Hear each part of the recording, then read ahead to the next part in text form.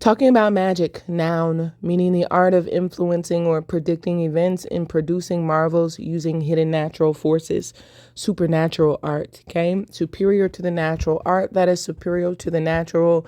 These are, it's, when you think about what's natural, it is abilities that one usually adapts by virtue of simple growth, right? Simple existence. Nature brings about certain abilities. If you think about, walking, it's something that is usually a natural ability, right?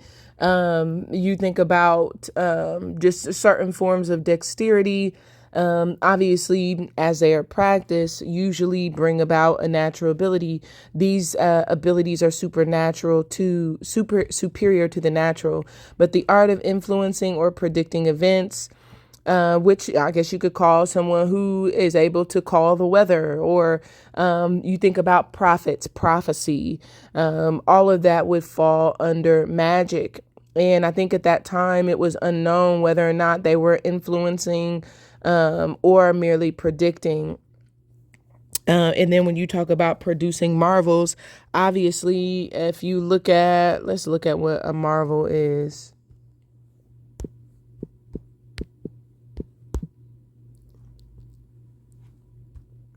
A miracle, a thing, act, or event which causes astonishment, okay?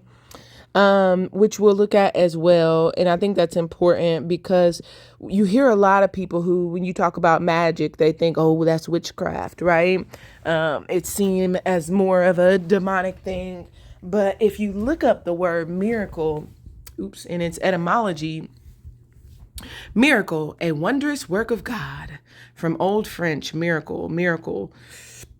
Story of a miracle, miracle play, object of wonder, to wonder at, marvel, be astonished, figuratively to regard, esteem, wonderful, astonishing, amazement. Okay, so we have a wondrous work of God, whatever that means, whatever that looks like. And I'm not sure what their process was for determining that it was of God, right? But we see that here. A wondrous work of God, but it was an object of wonder. They were astonished. Oh my gosh, how did you do that? But they considered it a work of God. Whereas we have a marvel is a miracle, and we have the word marvel, producing marvels, wondrous works of God within the etymology definition of magic. So very interesting. We have a connection, right? We're looking at a wondrous work of God or a miracle, and magic based on this being literally one and the same. Art of influencing or predicting events and producing marvels using hidden natural forces, producing wondrous works of God using hidden natural forces. I don't know how they do it, but they have produced a wondrous work of God, something causing astonishment or amazement via what we call magic. So obviously looking at these things and adapting a form of context, if you will. Now we're going to look at magician, because obviously we have a word that derives from magic, right? And we'll take a look at magi first, right? Skilled magicians, astrologers, from the Latin magi, plural magus, magician, learned magician, a word used for the Persian learned and priestly class as portrayed in the Bible, right? So these were priests in the Bible, and the magi were skilled magicians and what? Astrologers, as you can see here. So that's where we have the word magi, right? Also Christian history, the wise men is who that were. They were seen as very wise, very educated. And it will go back here to pick up the word magician, one skilled in magic or sorcery, right? So these things, and I say this because these things were seen as one and the same, okay? And if we look at these definitions, we can see how they are all connected.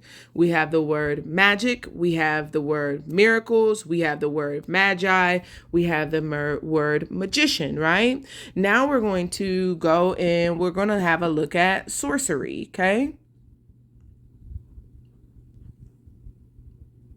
sorcery, witchcraft, magic, enchantment, act or instance of sorcery, supernatural state of affairs, seemingly magical works, right? Teller of fortunes by lot, sorcerer, literally one who influences fate or fortune. So we have, again, within this same definition, we have magic, right? Everything is referring back to magic, which we've already established is the performance of miracles, right? So we have these things are all connected. These things, based on their word origins, are literally one and the same. So let's go to witchcraft and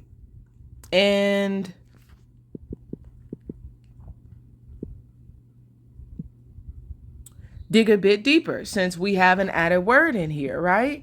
Magic, power, skill, right? The combination of wicce, W-I-C-C-E for witch, and then craft for power or skill, right? So magic is the witch part and then skill.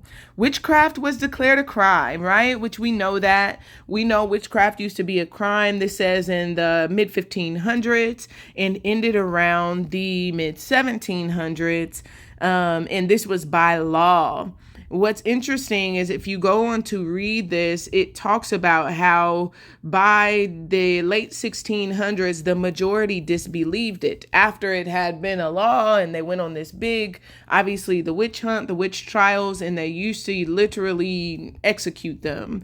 And so when we look at things like that took place, we look at, obviously a change or a shift in not only practice, but usually you change what you practice because your beliefs shift. Something changes in your belief, right? Whether it's right or wrong. That's not what my intent is to depict or to state here.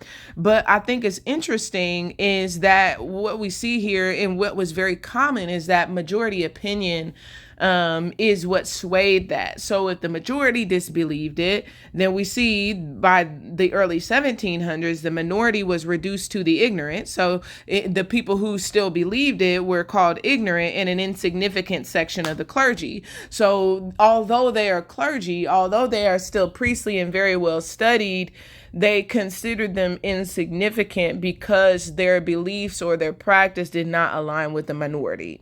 With the majority at that time. Now, what's interesting, obviously we know craft is something skill, dexterity, right? Strength, virtue, power, might is what that is.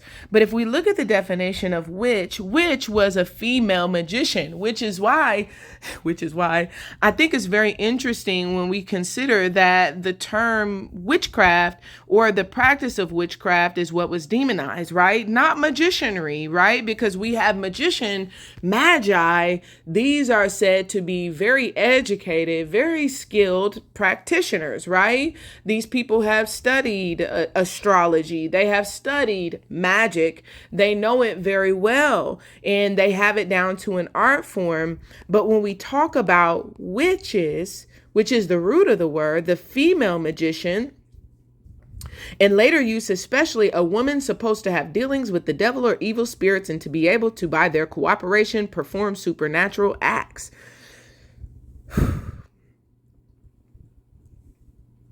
This also says none of the proposed etymologies of which is free from phonetic or semantic difficulties, right?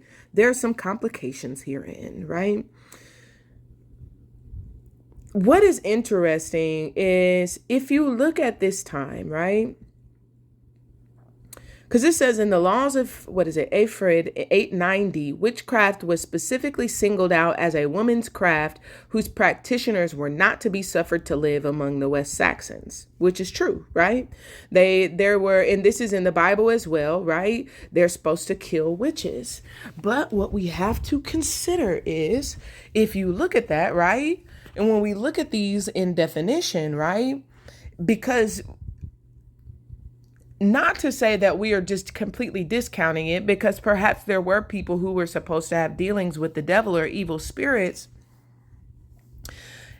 that is supposed, right? Which says that that's a presumption that's made, which means that that's not in all cases the case, but a female magician was still said to be a witch. And overall, the condemnation was there. And if we look at the way in which women were viewed at that time, women were not scholars. They were not recognized or appreciated as scholars during that time, and they were not priests. And when I say that, I mean that based on the hierarchy, men have historically always had authority over women. And this is important to denote because what I think can be reasonably presumed here, since we can see these things that kind of bring us to certain reasonable assumptions, is that you have magic, right? Powers, wonders, right? Miracles performed by hidden natural forces. And you have men who have studied this art form and are respected, are called magi or magician. But then you have women who are not studied, but are able and have skills. And perhaps in some cases, those skills supersede those of men, and they are condemned. It's seen from a perspective of, how did you know this? How are you able to do this? And that's wherein the presumption of dealings with the devil or evil spirit is likely made. And I say likely because, again, these are all alleged, but as is the origin of the word, because this says a woman supposed to have dealings. That doesn't guarantee or state that as fact. In actuality, there would not be a way that they would know that. So it was perhaps presumed, unless obviously this is by admission, but it was presumed that the female magician had dealings with the devil or evil spirits in order to obtain supernatural abilities or perform supernatural acts, aka magic, aka miracles. And the reason that I'm breaking these things down is because we have to be careful the way in which we carry over some of these terms that are used and have historically been used to condemn and to demonize people, right?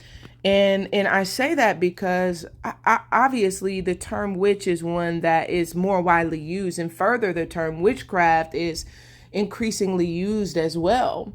And when we look at wherein these terms originated, and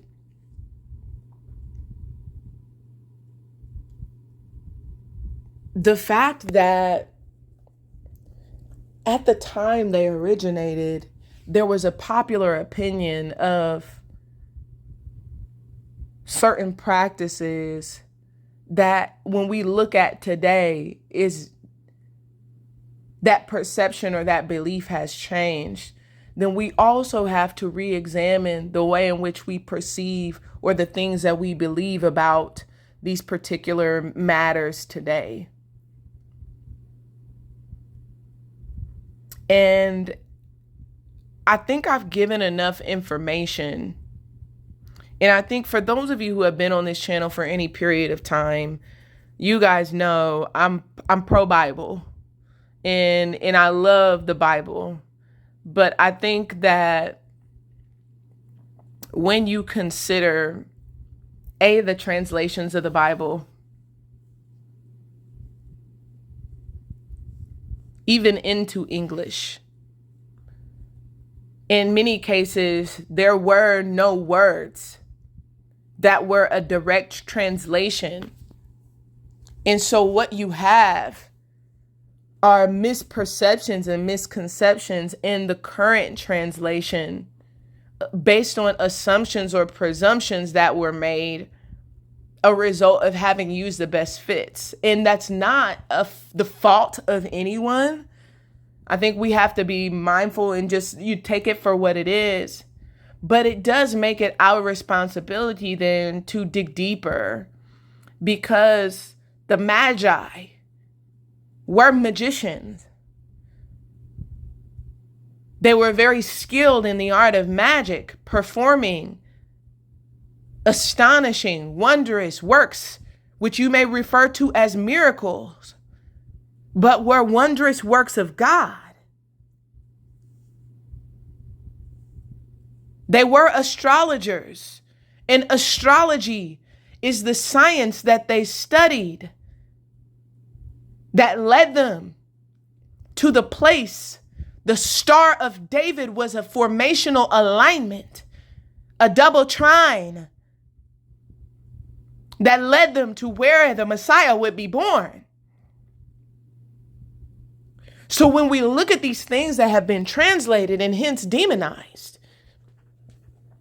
there are a couple of things we need to consider. Number one, based on the popular opinions that have existed and have changed from the time that was originally translated to now, would there have been cause or intent for confusion? And when I say cause, I mean, when you think about it, right? What has transpired? Like I said, you had a disregard and a disrespect for women, right? Not equals, less than. We know that, right? In every country around the world. Inferior. That was a popular opinion. So we have texts that were written at a time when the perception of the writer likely aligned with popular opinion. And if I want my book, my teachings to be accepted, I want them to be popular or widely received, then the context in which I present my text needs to be palatable to the opinion that is popular.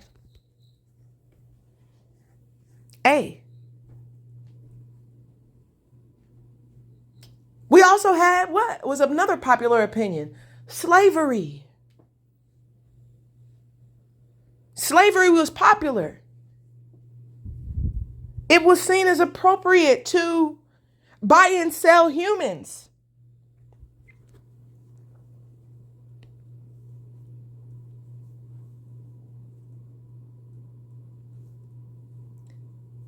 That's not popular anymore. But whether you look at King James, 1911, or whether you take it back to Geneva, 1560, at these times, these were popular opinions. So we cannot disregard or dismiss not only the potential, but the likelihood that they had an influence on the translations. For whatever reason. Further,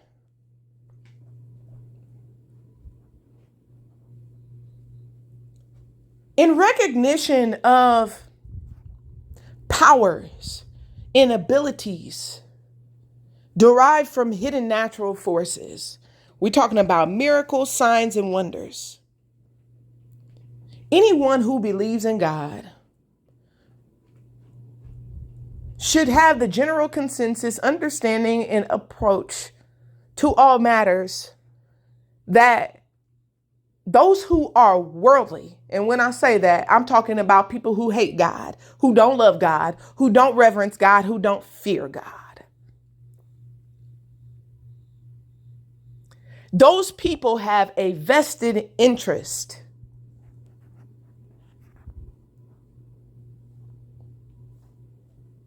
in the prevention of the establishment of one's hidden natural abilities. For sake of standardization and uniformity. Because if I don't know God and I don't love God and I don't fear God and I don't respect him, then I don't prioritize him. I don't have a desire after his will or his way. I want my will and I want my way.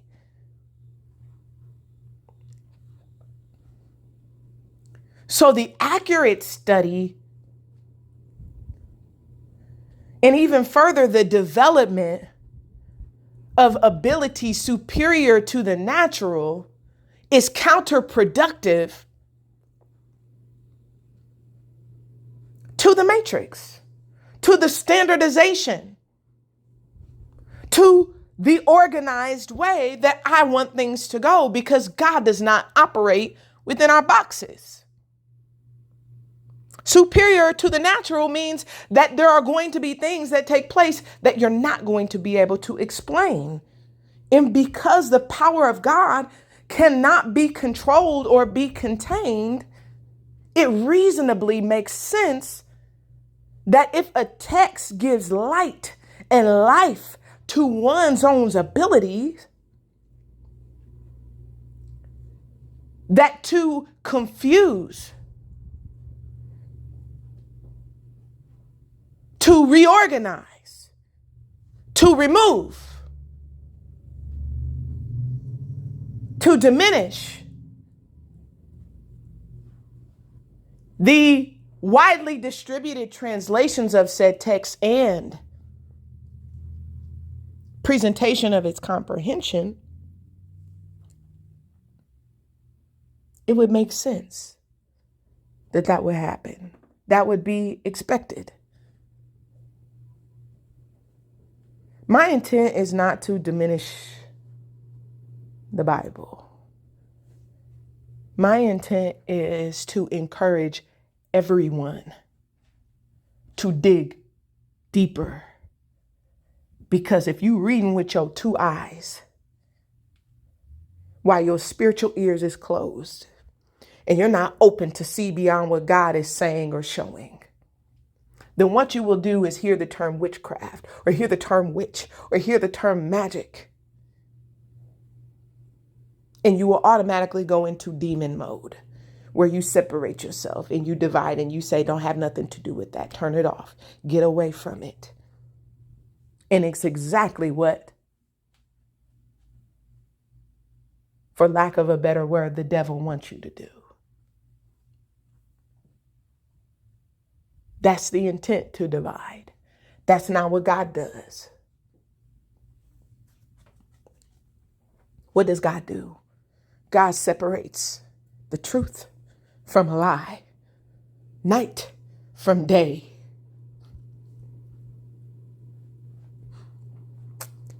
And so I hope this message encourages you to dig deeper so that you're not separating yourself from good friends, good family, good people.